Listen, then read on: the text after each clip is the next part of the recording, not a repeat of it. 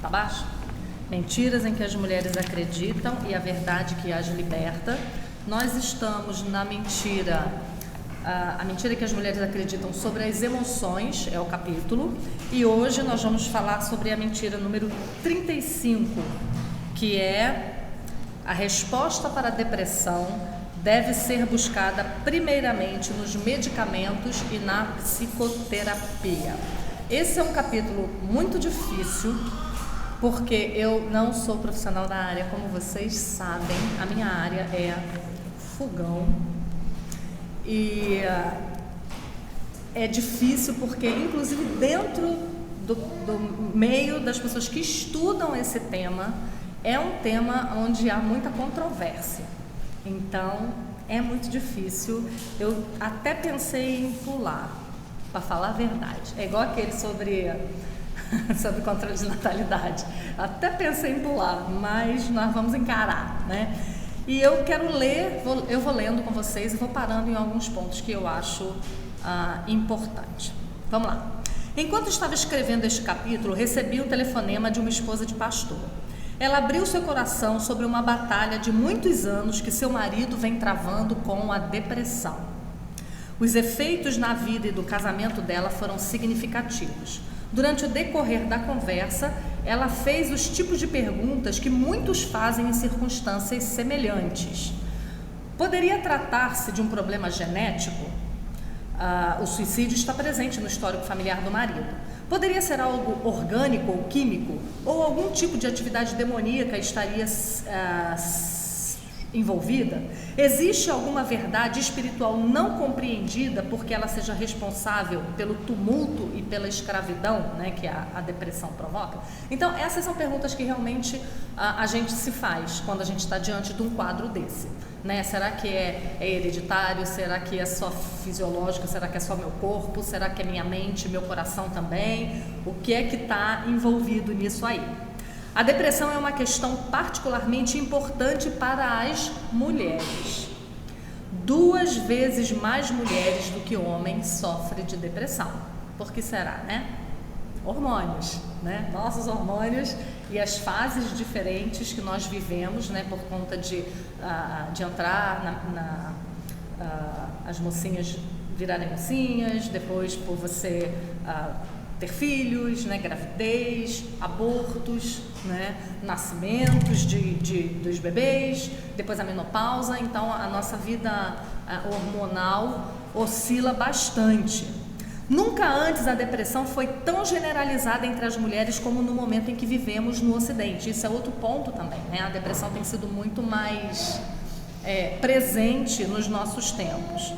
Apesar da facilidade dos médicos de diagnosticarem a depressão e tratarem com psicoterapia e medicamento, o número de acometidos só aumenta e relativamente poucas pessoas estão encontrando alívio duradouro. Então vamos lá, temos um problema. Cada vez mais gente apresentando esses quadros, cada vez mais possibilidades de tratamento. E não se melhora? Então tem alguma coisa errada, né? A gente precisa pensar sobre isso. Esses dias eu conversava com alguém que disse para mim que tinha mais de 20 anos fazendo psicoterapia. Meu amigo, se tu faz um negócio por 20 anos e esse negócio não te dá fruto, tem alguma coisa errada, né? Se você não tem alta, né? Se você não está fazendo um tratamento, você não consegue ter alta desse tratamento, tem alguma coisa muito errada. Então, o que ela faz aqui é tentar mostrar a parte física e a parte emocional, e é o que eu vou tentar fazer com vocês também, né? Porque, até me adiantando, tem as duas coisas juntas, né?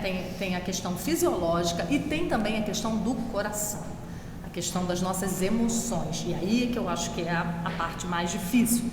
Um estudo a respeito da depressão e do desespero na Bíblia revela que em alguns casos a dor que identificamos como depressão emocional é simplesmente uma das consequências inevitáveis de viver no mundo caído, né? Então, o que pode estar acontecendo hoje também, e certamente está, é que qualquer problema que a gente tenha já é taxado como depressão e já te enchem de medicamento, né? Isso é fato, até com crianças é assim, né? A criança é agitada demais, tem TDAH, remédio, né? E a gente vê na Bíblia quantos e quantos relatos, né, de pessoas que passaram pelo vale da sombra da morte, né, por problemas sérios, com risco de vida, com traições, né, pessoas que se entristeceram e naquela época não tinha a possibilidade de se tratar como se tem hoje, mas sempre existiu, né? Agora hoje a gente logo dá o rótulo, logo a gente carimba como uma doença, que é a depressão. Em Romanos 8, Paulo indica que toda a criação geme sob o peso de sua condição decaída, ansiando por nossa redenção final deste mundo amaldiçoado pelo pecado. Então, é natural que a gente tenha dores, que a gente sofra, né? A própria criação geme. Então, se a própria criação geme, que dirá nós, né? Muita investigação médica e científica tem sido feita para tentar compreender a inter-relação entre a depressão e as predisposições genéticas e outros fatores fisiológicos. Ainda há muito que aprender sobre tais assuntos. Sabe-se que em muitos casos os sintomas fisiológicos relacionados à depressão são fruto de questões enraizadas no campo da alma e do espírito. Questões como ingratidão, conflitos não resolvidos, irresponsabilidade, culpa, amargura, falta de perdão, incredulidade, reivindicação de direitos, raiva, egocentrismo. Então, quando você vai a um médico, e isso aconteceu na nossa família, quando uma de minhas noras teve depressão pós-parto, né? E nós fomos encaminhados para um psiquiatra. E chegando no psiquiatra, ele falou, olha, seus hormônios estão uma loucura, você precisa tomar um medicamento para organizar isso aí. Só que, olha que interessante que a psiquiatra falou para ela, só que isso é uma reação do teu corpo, tá? É fisiológico, mas você tem, ela usou essa palavra, demandas da alma. Ela não era cristã. Você tem demandas da alma que precisam ser resolvidas, porque senão a gente vai entrar com o medicamento vai dar uma equilibrada, mas as demandas continuam. E aí ele disse a ela, você precisa acompanhar com psicoterapia. E aí, bora lá fazer. Aí ela disse para ele, não, eu já estou acompanhando. Ela estava acompanhando com o pastor, né? E aí eu queria fazer essa diferenciação. Por quê? Também não sou profissional da área, tá?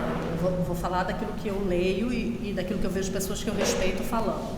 A psicologia, ela vai te ajudar a identificar, talvez, a raiz daquele sofrimento, mas ela jamais vai ser capaz de dar uma solução, porque a psicologia, ela é humanista, ela é voltada para o homem, e ela não admite que a culpa do que está acontecendo é sua, por causa do seu pecado. Então, a culpa dos problemas que eu carrego, das dores que eu tenho, é sempre de alguém. Porque o meu pai fez isso comigo, porque minha mãe me abandonou, porque meu avô tacou fogo na casa, porque meus irmãos abusaram de mim, né? Então, eu sinto tudo que eu sinto, e é isso que ela fala aqui, né? Problemas, questões da alma, né? Amargura, culpa, não aceitar e não entender a providência de Deus, mesmo nas situações mais terríveis da nossa vida, né? Falta de perdão. Se você for parar para pensar no número de pessoas, é assustador, que vivem sem conseguir perdoar as pessoas que lhe feriram no passado. Elas vivem a vida inteira se remoendo no que fizeram com ela, a vida toda. Então aí pena de si mesmo, né? E pena de si mesmo é pecado, né? Então a gente passa a vida toda assim, né? Reagindo negativamente a pecados que as pessoas cometeram contra nós, né? E qual é o padrão bíblico para isso? Se pecaram contra você, o que você tem que fazer? Vai a pessoa, conversa com a pessoa, se ela te ouvir bem, se não te ouvir, aí você entrega, né? Você entrega a quem responsável, se ela é da igreja, se ela não é da igreja, o que você faz? Nada. Você não pode morrer por causa do pecado que os outros cometeram contra você, se a pessoa não se arrepende, se a pessoa não quer retornar, não quer voltar atrás, né? O problema é que, e hoje, principalmente hoje, a gente vive numa sociedade muito hedonista, né? Muito voltada para si mesmo. Então, a gente não admite que as pessoas façam alguma coisa contra a gente, porque a gente se acha muito bom, a gente se acha muito acima de qualquer possibilidade de que as pessoas possam cometer algum erro contra nós. E quando as pessoas cometem, a gente fica muito irada. Eu estou falando de coisas grandes, né? Abandono, traição, mas eu estou falando de coisas pequenas também, né? Eu estou falando de bobagens também, que a gente não aceita. Uma briga com o marido, por exemplo. Você fez uma comida, a comida estava deliciosa, você se empenhou, você gostou, quando ele chega e prova, ele diz que não está bom. Aí sobe uma justiça própria, assim, tipo, quem é você para falar que a minha comida não tá boa? Né? E isso gera, eu tô falando de uma bobagem, isso gera sofrimento. Por quê? Porque você tem razão, porque você é bom. Então, quando a gente parte desse pressuposto que a gente é bom e que a gente não merece nada de ruim, então qualquer coisinha que façam contra nós vai ser uma coisa muito grande e que vai necessitar ser punida, né? Então, não só a gente alimenta a amargura, como a gente se volta contra a pessoa, né? Que tal se a gente experimentasse, desde as pequenas coisas até as grandes coisas que acontecem conosco, que tal se a gente experimentasse, quando elas acontecessem com a gente dissesse: Senhor, obrigada por essa oportunidade de me aperfeiçoar. Obrigada porque o meu marido está sendo injusto comigo. Eu estou tendo a oportunidade de reagir com doçura.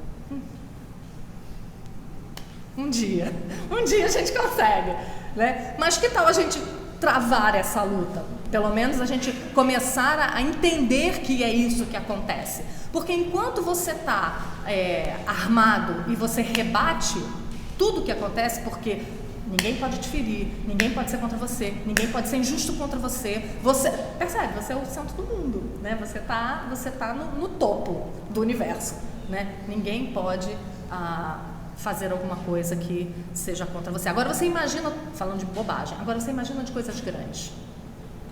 Você imagina um pai que abandonou a família muito cedo, deixou os filhos passando fome. Você imagina crueldades que são feitas às vezes por mães com seus filhos, né? Como é que a gente reage a isso? A gente só tem dois caminhos. Ou a gente olha para o passado,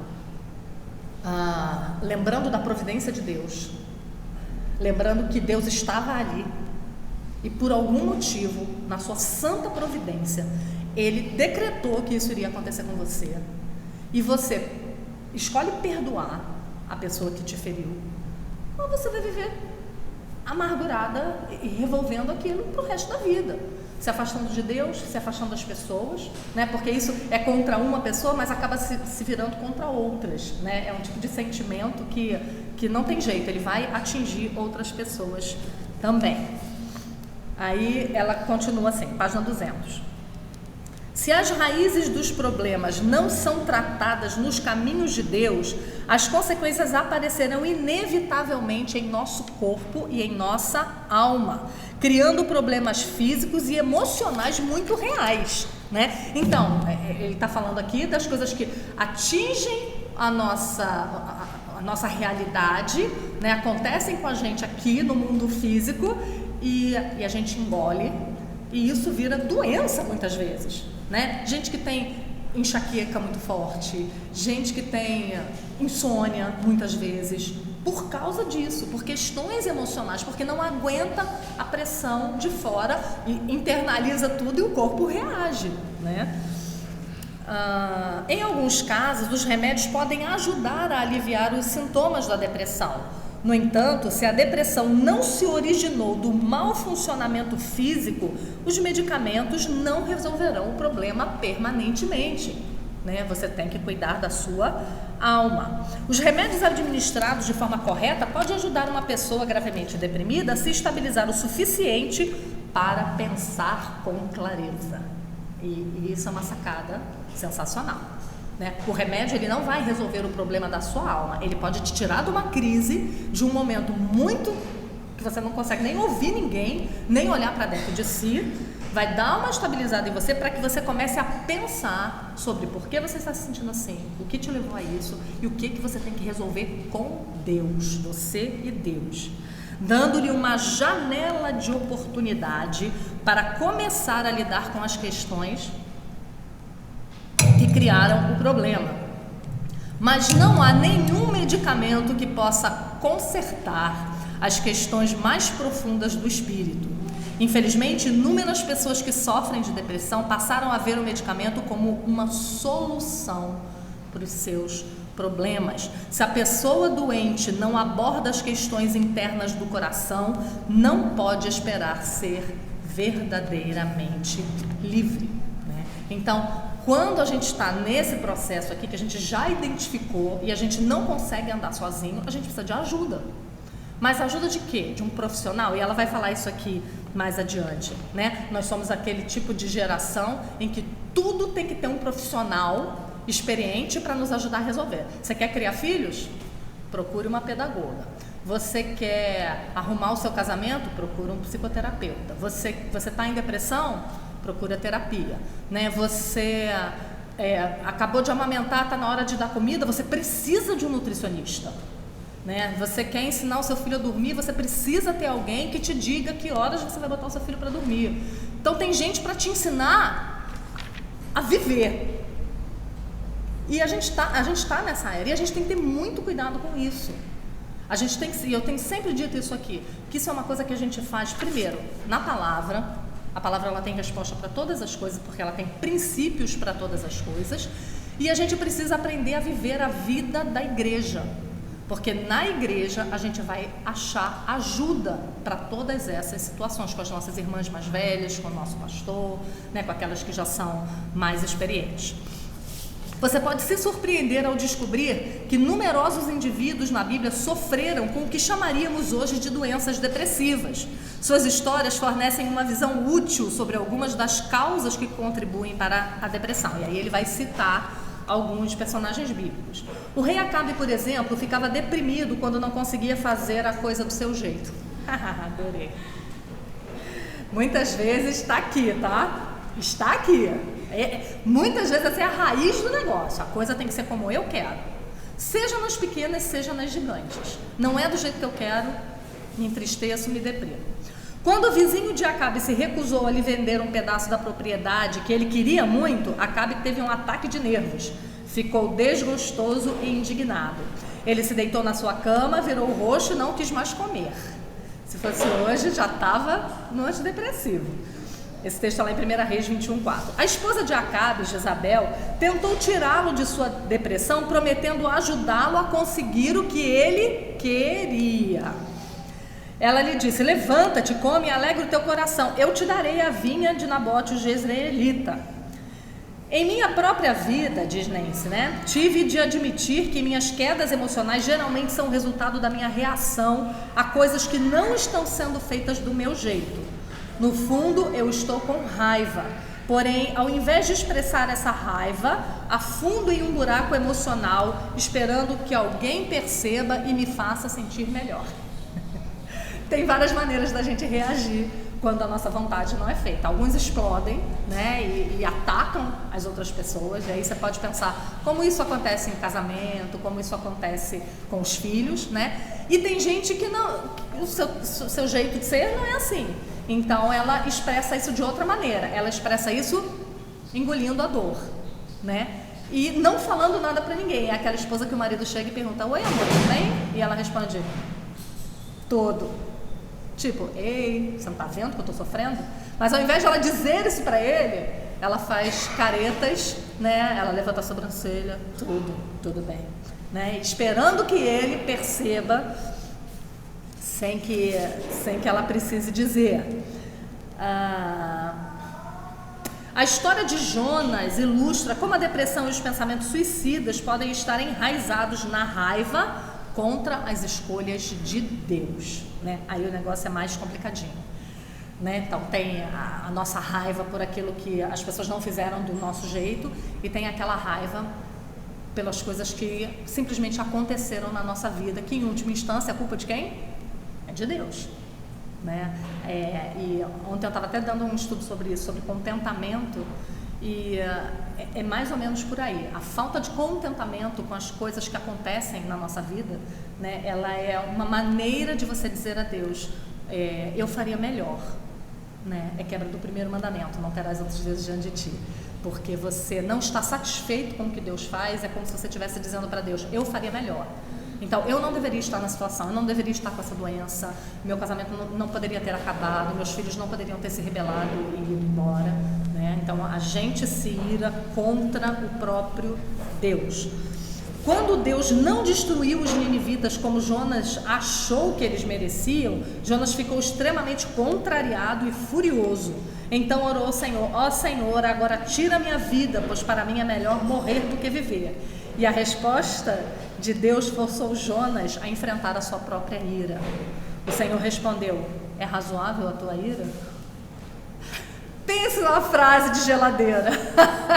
Pense no versículo que a gente devia botar na geladeira. É razoável a tua ira? Precisa mesmo disso tudo? Precisa mesmo reagir dessa maneira? O mesmo diálogo se repetiu pouco tempo depois, quando Jonas ficou ainda mais deprimido após uma planta que havia fornecido sombra secar e morrer. Nesse estudo de ontem, foi baseado naquele livro Aprendendo a Estar Contente, do puritano Jeremiah Burroughs. Ele fala assim, que tudo depende do que você acha de você mesmo.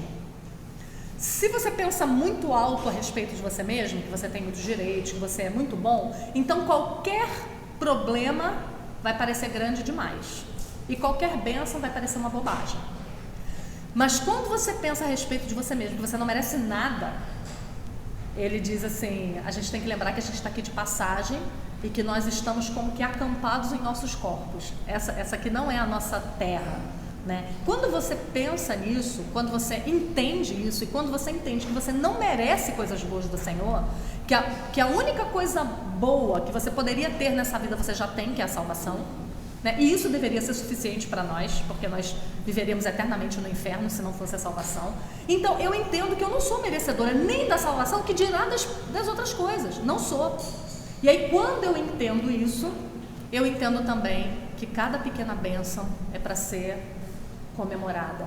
E cada problema que acontece, eu não preciso nem levar em conta, porque são mais bênçãos do que problemas que a gente tem na realidade, né? É porque a gente é muito ingrato, então a gente joga holofote só naquilo que está dando errado, só naquilo que é ruim, e a gente esquece das dezenas de bênçãos diárias que o Senhor derrama sobre nós.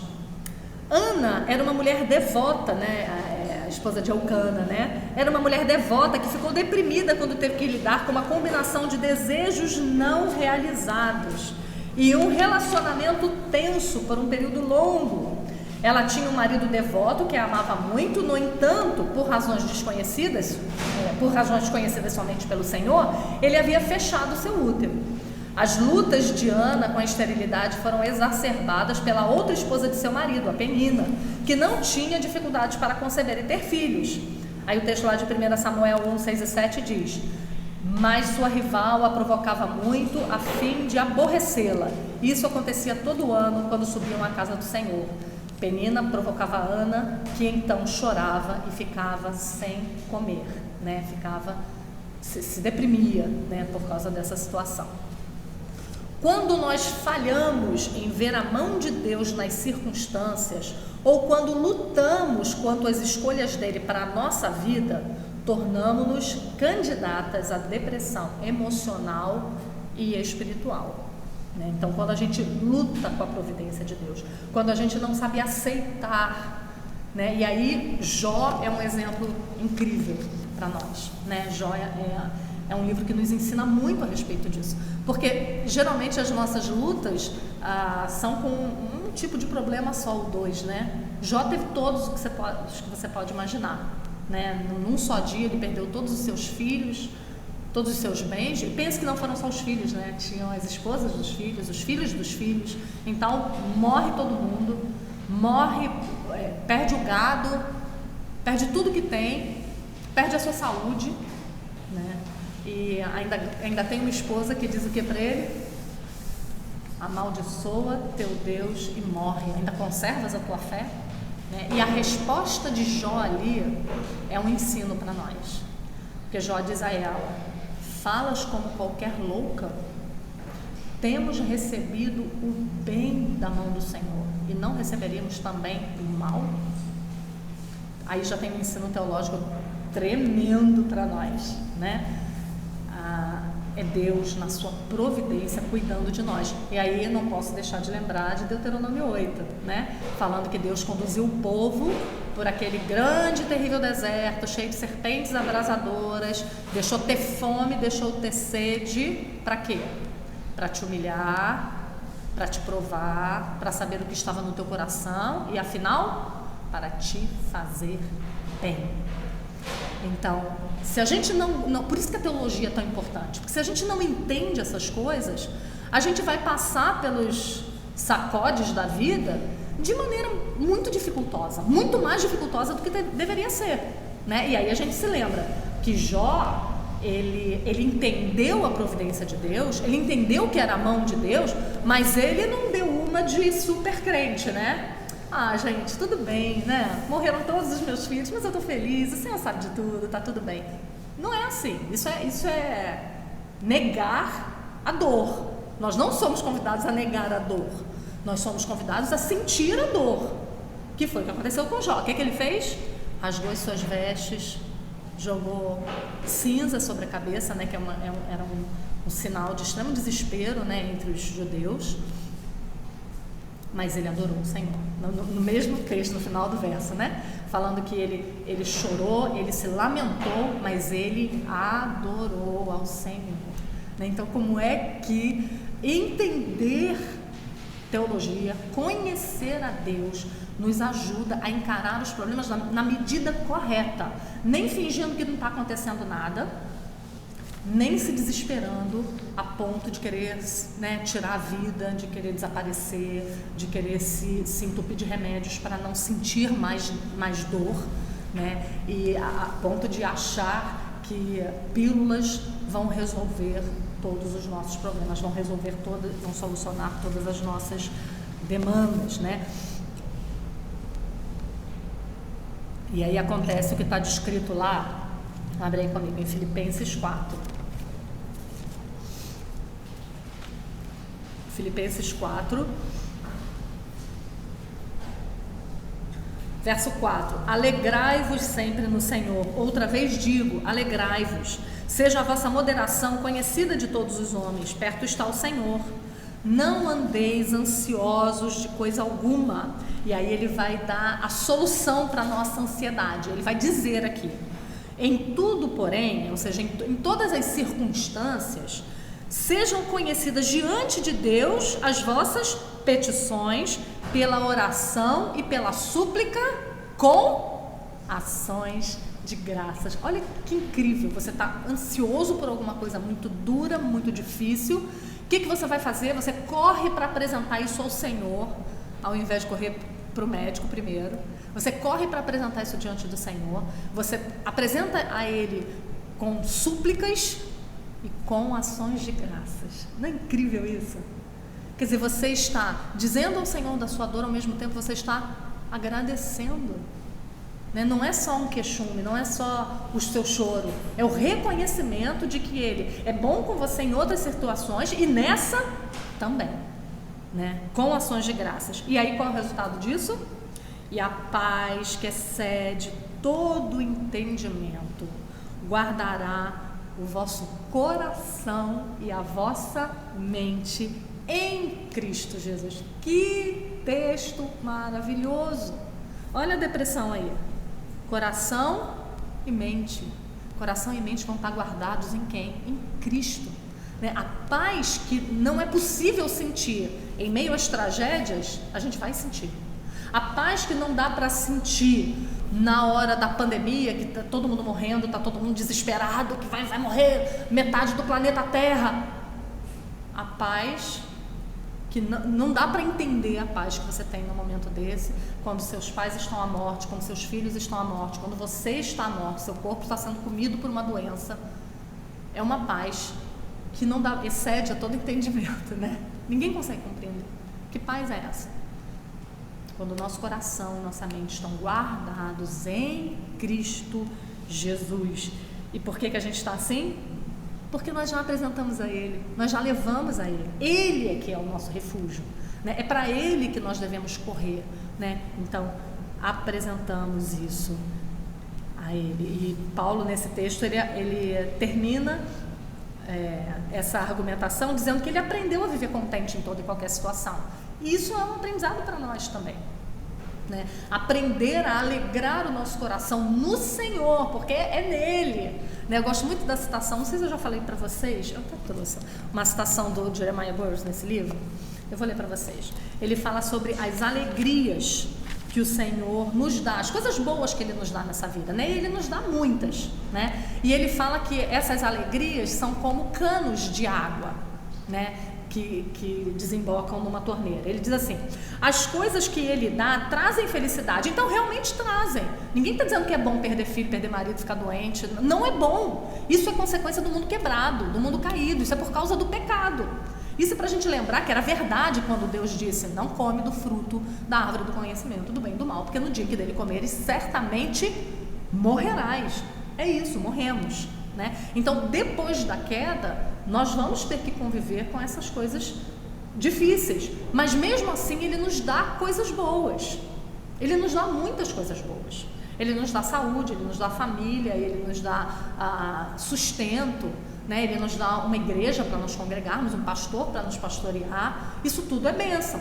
Só que a gente quer tudo, né? Quando tem um desses negocinhos aqui que dão uma rateada, a gente já está desesperado arrancando os cabelos, porque a gente quer o céu aqui, né? A gente quer que o Éden seja aqui, né? Novos céus e nova terra agora, né? E não é assim.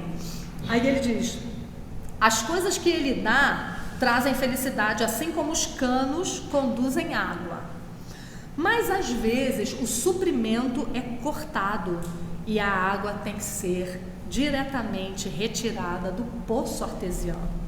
Semelhantemente, quando as coisas que Deus dá são suprimidas, temos que ir diretamente à fonte da felicidade, que é o próprio Deus, né? Então, muitas vezes Deus realmente nos tira, nos corta esses fornecimentos de felicidade, para que a gente aprenda que a nossa felicidade está em Cristo, que a nossa suficiência está nele. Vamos lá. Que horas são, gente? 11h36, tá? Ainda temos mais alguns minutos. Vamos lá. Em contraste com a depressão que a vida do rei Davi mostra que às vezes a depressão é causada pelo nosso próprio pecado, né? Então aí nós temos duas categorias diferentes. A depressão que é causada pelas circunstâncias que advêm, né, sobre nós. E agora ela vai falar sobre as questões do nosso próprio pecado, né? O rei Davi mostra que às vezes a depressão é causada por nosso próprio pecado, enquanto em outras situações ela é simplesmente a dor causada por viver nesse mundo caído. O Salmo 32 relata a angústia física e emocional que lhe sobreveio quando se recusou a confessar o seu pecado na questão de Batseba e Urias. Aí Salmo 32, 3 e 4, enquanto calei os meus pecados, envelhecendo os meus ossos, pelo meu constante gemido, porque a tua mão pesava dia e noite sobre mim, e o meu vigor se tornou em sequidão de estio. Em contraste com a depressão que experimentou por causa do pecado, Davi periodicamente se deparou com momentos de intensa escuridão emocional que não estavam diretamente ligados ao seu próprio pecado. Alguns salmos expressam a profundeza do seu desespero. Salmo 55, versos 2, 4 e 5. Estou perturbado e ando perplexo. Meu coração dispara dentro de mim e o pavor da morte me domina. Temor e tremor me sobrevêm e o horror toma conta de mim. Minhas lágrimas têm sido meu alimento dia e noite. Ao longo de tais períodos, Davi aprendeu a deixar que Deus o alcançasse em suas maiores crises. Entendeu a necessidade de falar a verdade para si mesmo, fazer a si mesmo perguntas difíceis e aconselhar seu coração de acordo com a verdade do caráter de Deus. Que coisa incrível isso, né?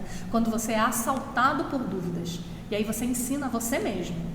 Você conta para você o que é verdade, que está registrado na palavra de Deus, não o que você sente, porque o teu sentimento ele pode ser enganoso e mentiroso.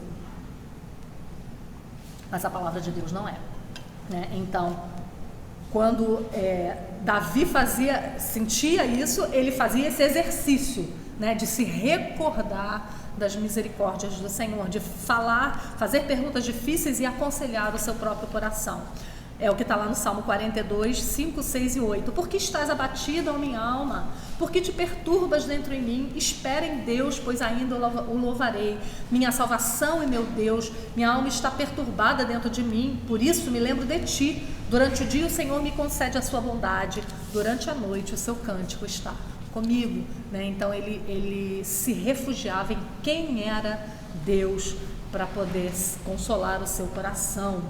Em seu clássico livro Depressão Espiritual, o Dr. Martin Lloyd Jones usa esta passagem para dirigir-se àqueles que estão deprimidos. E aí ele vai citar esse trecho do livro. Você deve dizer à sua alma, por que está abatida? Que assuntos a estão incomodando? Você deve exortar a si mesmo e dizer, espera em Deus. É porque a gente vive num mundo muito tumultuado, né? E agora eu acho que é uma época pior do que todas as outras, né? Porque a gente está fazendo 20 coisas ao mesmo tempo. A TV está ligada, o celular está tocando, a música está tocando, o marido está falando, os filhos estão falando. A gente está numa confusão que às vezes dificulta você ouvir a si mesmo. Dificulta você entender o que você está sentindo. Você está no meio daquele tumulto, você só está reagindo, né? Mas a gente precisa desses momentos. Por isso que tempo de devocional, a sós com Deus é tão importante. Você vou parar tudo, deixa o celular quieto, desliga tudo, né? E um momento seu com o Senhor, né? Onde você vai orar, onde você vai analisar o seu coração. Por que eu estou sentindo o que eu estou sentindo? Você está muito irritada com o seu marido. Ao invés de você procurar motivos nele, que tem, certeza, uma lista. Começa a procurar motivo em você. Por que eu estou tão irritada? Se em outro dia ele tivesse feito isso comigo, talvez eu não tivesse reagido. Por que hoje eu estou reagindo assim? O que está se passando no meu coração, né? Então, se pergunta isso. E aí, Martin Lloyd Jones continua. Em vez de resmungar de forma deprimida e infeliz, e depois deve ir adiante e se lembrar de Deus, de quem é Deus, do que Deus é, do que fez e do que ele se comprometeu a fazer. No último capítulo do livro de Tiago, encontramos uma passagem que oferece ajuda prática para aqueles que estão lutando com a depressão. Tiago 5, 13 a 16. Alguém dentre vós está aflito? Ore. Alguém está contente? Cante louvores. Algum de vós está doente? Chama os presbíteros da igreja para que estes orem sobre ele, ungindo com óleo em nome do Senhor. Está falando de remédio, tá, gente? E a oração da fé salvará o doente, e o Senhor o levantará, e se houver cometido pecado, será perdoado. Portanto, confessai vossos pecados uns aos outros para serdes curados. A súplica de um justo é muito eficaz. Essa é outra versão, né? Então, alguém está aflito? Está contente? Ora, canta, né? Um ao outro vai se ajudar, um ao outro vai edificar para que nós sejamos curados. Confessai os vossos pecados uns aos outros. A gente vive numa época em que só pessoas muito gabaritadas podem nos aconselhar. Um crente tem que aconselhar outro crente. Não é só o pastor, não é só o presbítero, não é o psicoterapeuta, não é aquele que fez um curso, fez um mestrado para fazer isso. Os irmãos, nós devemos aconselhar-nos mutuamente. Algum irmão que seja maduro na fé. A primeira verdade que se destaca nessa passagem é que, independentemente de como estamos nos sentindo ou pelo que estamos passando, nossa reação imediata deve ser voltar-nos para o Senhor. Estejamos prosperando ou sofrendo, felizes ou tristes, saudáveis ou doentes, antes de fazermos qualquer outra coisa, devemos reconhecer a presença de Deus e lhe pedir para caminhar conosco ao longo dessa experiência. Filipenses 4, né? Paulo falando, de tudo em todas as circunstâncias eu tenho experiência. Sei ser honrado, sei ser humilhado, sei estar em fartura, sei estar na escassez, né? Posso todas as coisas naquele que me fortalece. É isso aqui. Antes de tudo, na alegria ou na tristeza, nós devemos nos voltar para o Senhor. Frequentemente parece que a nossa primeira reação é a de nos voltarmos para alguém ou alguma coisa que não seja o Senhor. Se meu marido parar de me perturbar e eu ficar em paz, vai ficar tudo bem.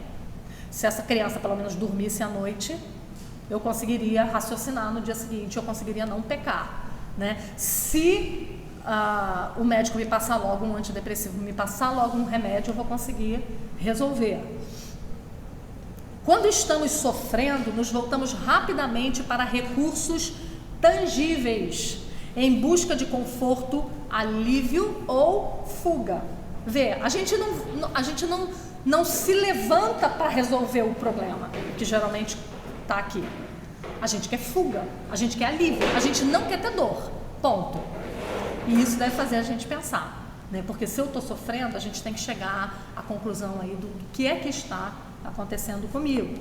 Afinal, é muito mais fácil ligar para um amigo em busca de compreensão do que nos ajoelhar com a Bíblia aberta e ouvir o que Deus quer nos dizer na noite escura da alma. Quantas vezes já aconteceu de alguém vir me procurar, por exemplo, e começar a falar da sua vida e chorar e falar, buscando, você vê que a pessoa, depois de muitos anos como esposa de pastor, a gente pega uns macetezinhos, né?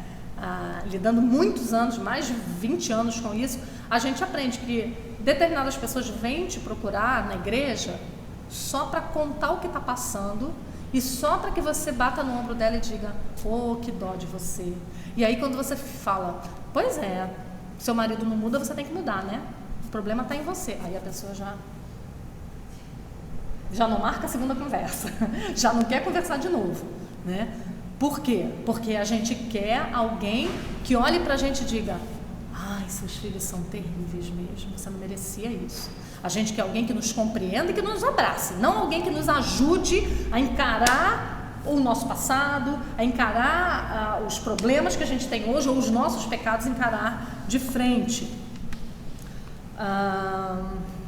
É muito mais fácil tentar mascarar a dor com excesso de comida, ou de horas de sono, ou de Netflix, de internet o dia inteiro. É muito mais fácil mascarar a dor se divertindo ou dando recompensas a você mesmo. E aí você vai ver uma série de vícios relacionados, né? O vício com a bebida, o vício em pornografia, o vício da comida, de comer mais do que aquilo que a gente precisa, como forma de conforto, como forma de consolo. Por isso que muitas vezes quando as pessoas querem emagrecer, o que os médicos passam?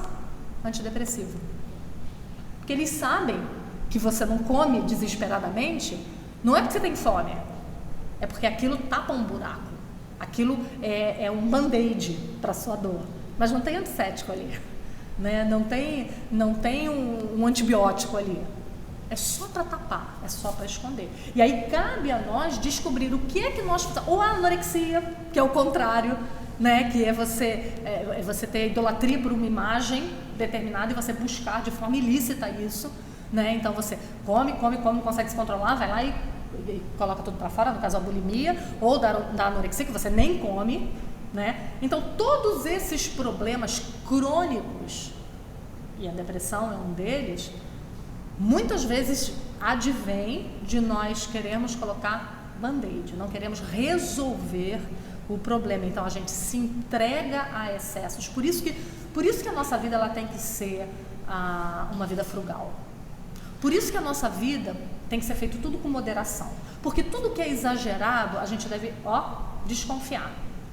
Que a gente está exagerando para tapar algum buraco que está aberto e a gente não sabe como tapar.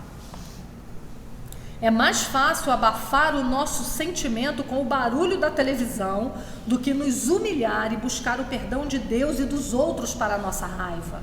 É mais fácil pagar por um refil de Prozac do que pedir a Deus para nos mostrar se temos um espírito ingrato, exigente ou amargo.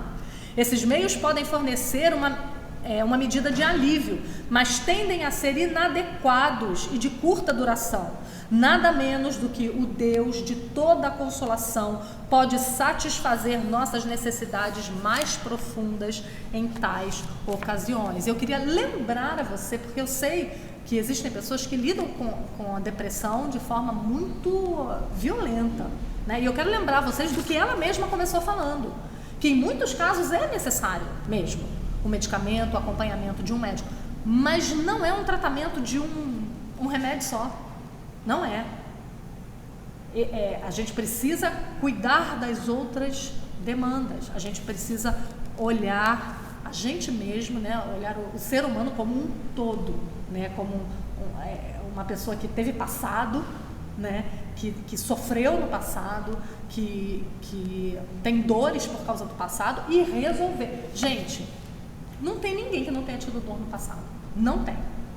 O problema é que a gente tem que aprender a deixar o passado lá no lugar dele. Agora, vamos lá, você já é crescidinha, já é uma mocinha, não precisa continuar reagindo a tudo por causa do seu passado, botando a culpa no seu passado. E aí é mole, né? Porque aí eu tenho desculpa para fazer qualquer coisa porque o meu pai abandonou a família, né? E eu tenho uma dor muito grande. Então, qualquer coisa que eu faça, eu jogo lá a culpa, né? O que eu tenho que fazer? Volta lá.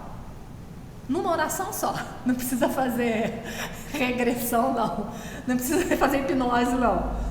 Volta lá em oração. Senhor, aconteceu isso, eu sofri, foi ruim, foi duro, afetou toda a minha maneira de ser, mas eu quero que o Senhor me ajude a perdoar meu pai, meu irmão, meu tio, a escola onde eu estudei. Me ajuda a perdoar, e eu não quero viver o hoje baseado naquela dor, naquele sofrimento que eu tive. Hoje eu vou tomar decisões corretas, eu não vou tomar decisões impulsionadas só pela dor, eu vou tomar decisões que a Bíblia me manda tomar, porque agora eu sou nova criatura, as coisas velhas se passaram. E cá pra nós, você nunca causou dor em ninguém não, né, bonitona? Você nunca foi ruim com ninguém não. Então foram com você, minha mãe foi comigo, eu fui com a minha filha, minha avó foi com a minha mãe, minha bisavó foi com a minha avó. A gente erra, a gente peca contra os outros, mas você vê como a gente fica na defensiva? A gente só cuida da nossa dor e a gente culpa todo mundo que fez a gente sofrer e a gente não se responsabiliza pela dor que a gente causou no outro. Esses somos nós, né? Vamos lá, terminando, tá? Se eu me achar. Peraí. Isso não quer dizer que todas essas outras coisas estão erradas, né? Que ela falou sobre... Peraí. Falou do medicamento, falou de coisas para aliviar a nossa dor. Isso não quer dizer que todas as outras coisas estão erradas. Uma noite bem dormida pode fazer muita diferença com uma mãe de 2 filhos em idade pré-escolar, um recém-nascido. Algumas vezes uma mudança na dieta pode afetar muito o nosso bem-estar físico, por sua vez afeta o nosso bem-estar emocional e mental. Então sim, tem outras razões, né? A gente está acima do peso, a gente está sem fazer exercício, né? Essas coisas nos afetam também, isso é verdade, mas a gente não pode, a gente tem que se resolver como um todo, né? É isso que ela está dizendo. O exercício físico pode ser tremendamente benéfico para lidar com os sintomas físicos relacionados à depressão. Os amigos podem dar incentivo, especialmente se ajudarem a direcionar nosso pensamento de volta para a verdade. Um médico pode ser capaz de detectar e de ajudar a corrigir um problema físico que esteja influenciando a nossa condição emocional. Mas nossa tendência de procurar profissionais e pílulas para resolver o que em muitos casos são problemas da alma e do espírito deixou milhões de mulheres exageradamente medicadas, financeiramente quebradas, desiludidas e nada melhores do que quando começaram. Você imagina uma pessoa que faz terapia há 20 anos, quantos carros do ano ela já pagou para o seu psicoterapeuta? Grana, isso não é barato, não é barato. Nas últimas décadas desenvolvemos uma mentalidade, aquilo que eu falei anteriormente, que somente profissionais são qualificados para ajudar as pessoas que sofrem com diversos distúrbios emocionais e transtornos. Isso faz com que até mesmo muitos pastores se sintam incompetentes para lidar com essas questões e, portanto, encaminhem rotineiramente aconselhados problemáticos para especialistas, psicólogos, psiquiatras ou terapeutas treinados profissionalmente. Pense numa coisa que me revolta. É quando alguém me conta que foi no gabinete pastoral e o pastor deu um cartão de um psicólogo. Isso é uma coisa que me revolta. Por quê, gente? Porque Cristo é a resposta, é Cristo. E o pastor é aquele que entrega Cristo à igreja. Como é que o pastor pode dizer para uma ovelha, o seu caso não tem solução? O que ele está dizendo com isso? O evangelho não é suficiente? Não pode, gente, não pode. Então, em todas as circunstâncias da vida, das mais simples às mais difíceis, a palavra de Deus vai nos dar a resposta. E o ministro do evangelho é aquele que vive disso, né? Então, mas a gente foi acostumado na nossa geração a pensar que não, né? Que só quem é formado na área, né? Igual quando você vai falar sobre criação de filhos. Um dia, eu já falei isso para vocês, um dia eu estava dando uma palestra sobre criação de filhos, e aí veio uma moça bem empolgada no final conversar comigo e falou, puxa, foi tão bom, qual que é a tua formação? Você é pedagoga? Aí eu falei, não. Você é psicóloga? Eu falei, não, eu sou só uma mãe, dona de casa. E ela fez, tá, e saiu. Ela ia comentar alguma coisa, né? Então não é suficiente você ter o conhecimento da palavra de Deus, você precisa ter uma formação. Se você não tiver uma formação, você não é autoridade para falar. Então a palavra de Deus não é mais autoridade. Quem é autoridade é o psicoterapeuta, né? Fora que, vamos lá, convenhamos, né? Pensa num dinheiro bem ganho, porque a teoria é só ouvir, né? Sento lá, passo 2 horas ouvindo, depois te mando para casa, né? Delícia. Não estou sugerindo que não haja lugar para as pessoas que foram treinados nesses campos, se seu conselho estiver enraizado na palavra e nos caminhos de Deus, ok? Vejam esse adendo que a Nancy fez aqui, que é importante, né? Embora, em alguns casos, né, se você for, por exemplo, fazer algumas faculdades dessas aqui no Brasil, pelo menos, em universidades públicas, por exemplo, é uma loucura, né? Porque são cadeiras que são anticristãs, né? Então, é difícil você achar um profissional nessa área, embora existam, que entendam tudo que a psicologia diz e fala assim, não, isso eu rejeito porque não está de acordo com a palavra, isso eu rejeito, né? Você faz 4 anos de curso para salvar sei lá quantos meses, né? Tá bom, beleza, né? E se ele vai te encaminhar de acordo com a palavra de Deus, ok. Mas se não, a gente vai ter aí um problema, né? No entanto, não esqueçamos de que Deus colocou dentro do corpo de Cristo os recursos para ministrar às pessoas desesperadas e necessitadas. Ele nos deu sua palavra e seu espírito. E quando a psicologia não existia? Porque não existiu sempre. Precisamos aprender a extrair a unção da palavra de Deus e aplicá-la às necessidades das pessoas feridas no corpo de Cristo. Portanto, Tiago diz que quando você está sofrendo, quando sua alma está doente, deve deixar o corpo de Cristo ministrar-lhe graça em nome de Jesus.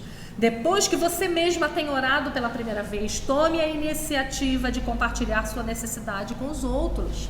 E isso é uma coisa interessante também, porque às vezes a gente não quer contar para alguém da igreja porque a gente tem vergonha do nosso pecado, a gente não quer tirar aquela imagem de crente que a gente tem. Então um terapeuta é melhor, né? Que a gente vai lá, paga, ele ouve tudo que a gente quer falar, a gente vomita lá em cima dele e vai embora para casa.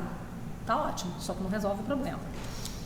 Particularmente com seus líderes espirituais. Peça-lhes que orem por você. Confesse qualquer pecado que possa estar gerando fraqueza ou doença emocional em sua vida e esteja disposta a ser responsável perante o corpo durante o processo de cura e restauração. Quando se trata de lidar com nossas emoções, devemos lembrar que se sentir bem não é o objetivo final da vida do cristão. Então pronto, já acabou com a psicoterapia aqui, porque o objetivo da terapia é fazer você se sentir bem, fazer sair aquelas dores de você. E esse não é o objetivo da vida cristã. Deus não promete que aqueles que andam com Ele estarão livres de todas as emoções difíceis. Na verdade, enquanto estivermos nesse corpo, vamos experimentar vários graus de dor e angústia.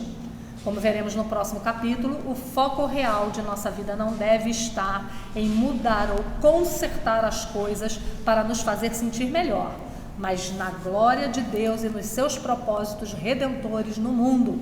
Todo o resto é dispensável. A verdadeira alegria vem de nos entregarmos a esse objetivo, que é a glória de Deus. Então, se eu vou continuar sofrendo, eu vou continuar sofrendo sem pecar contra o Senhor, né? Sem se angustiar demais, sem jogar a culpa nele, no Deus Todo-Poderoso, sem deixar de me contentar e de me alegrar nele, porque o que está em foco é a glória dele, não é que eu me sinta bem. Difícil, né? É difícil, isso é muito difícil, é muito contrário ao falso evangelho, né? O evangelho que você vê por aí hoje, né? Que você tem que se sentir bem, que você tem que parar de sofrer, que você tem que jogar fora a sua angústia, né? Isso é muito diferente, é você enfrentar os problemas, aceitar as circunstâncias de bom grado, como vindo da mão do próprio Deus, para nos provar, para nos humilhar e, afinal, para nos fazer bem. Vamos orar? Senhor Deus, nós te agradecemos porque a Tua palavra ela é completa, Pai. E, Senhor, quando nós vemos exemplos de irmãos nossos no passado que também sofreram, que tiveram angústias, dores, medos, passaram por circunstâncias difíceis e buscaram no Senhor a solução, buscaram no Senhor a alegria mesmo quando as situações não eram solucionadas. Isso nos estimula, isso nos ensina a buscarmos e a dependermos do Senhor para tudo.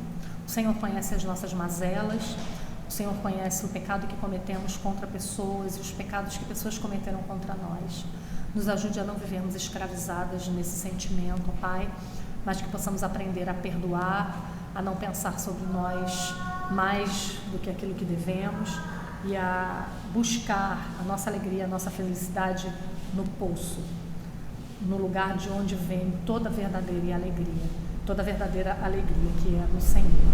Tem misericórdia de nós, nos capacita a enfrentar as dores que ainda teremos que enfrentar nesse mundo, Pai. É o que nós pedimos em nome de Jesus. Amém. Lembrei agora do hino 155, né? Como é que ele termina? Castelo Forte. Se temos de perder família, bens, prazer, se tudo se acabar e a morte enfim chegar, que é o pior que pode acontecer, com ele reinaremos, né? Então, nada pode ser ruim demais. A única coisa que pode ser ruim demais é o pecado. É o pecado sem perdão, porque ele leva ao inferno eterno, né? Mas se nós já obtivemos reconciliação com Deus através de Cristo, então não tem nada nesse mundo que possa nos assustar demais. Porque nesse mundo, a pior coisa que pode acontecer é a morte, e ela é simplesmente uma passagem para estar com Deus durante toda a eternidade. Então nada precisa nos assustar, né? Que o Senhor nos ajude a aprender a colocar